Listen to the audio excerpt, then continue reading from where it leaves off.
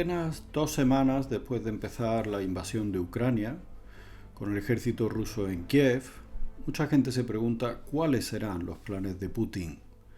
Si pretende anexionar Ucrania o, de manera menos ambiciosa, simplemente presionar para que Ucrania no entre en la OTAN ni en la Unión Europea. Putin, dicen, es un jugador de ajedrez. Puede ser un bestia, incluso un criminal de guerra, pero no es ningún tonto. Como pasa muchas veces con el ajedrez, puede que sus movimientos sirvan no para una cosa, sino para varias cosas a la vez. Avanzar y reforzar su posición al mismo tiempo, debilitar al enemigo y proteger mejor su defensa al mismo tiempo. Da la sensación de que, como en los programas políticos, Putin tiene un programa de máximos, un programa intermedio y un programa de mínimos. ¿Cuál podría ser ese programa? Pues, por ejemplo, Plan A, el programa de máximos. Simplemente, directamente, anexionar Ucrania a Rusia. Ya lo hizo con Crimea y cada año que pasa se acerca más a su objetivo. Dicen que su obsesión es recuperar la Gran Rusia o la Unión Soviética, que para el caso en estas circunstancias vendría a ser prácticamente lo mismo, la misma pretensión imperial. Plan B, si el A no sale adelante, anexionar el Donbass y, quizás, la zona costera, incluyendo el puerto de Odesa. Plan C, retirarse de Ucrania, de acuerdo, pero dejándola bajo un gobierno autoritario afín, o al menos menos incómodo, como sucede con el caso de Bielorrusia.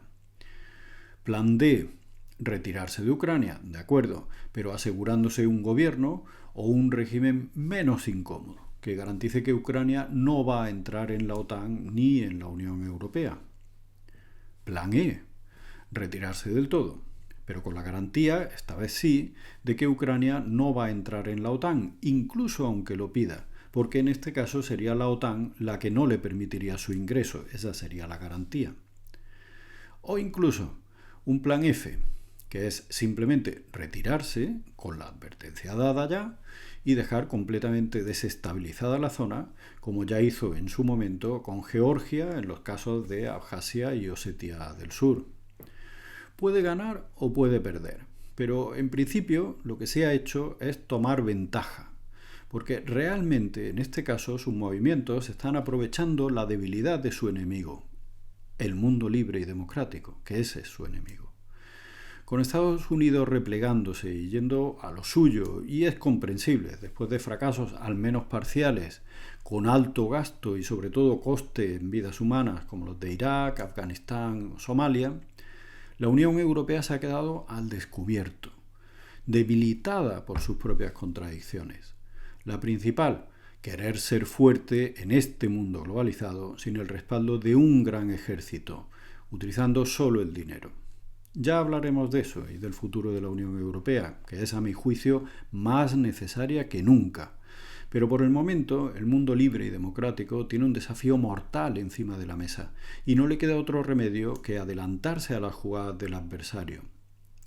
Parece un juego, pero no lo es, y muchas vidas humanas y el futuro de la propia humanidad están en grave riesgo. Gracias.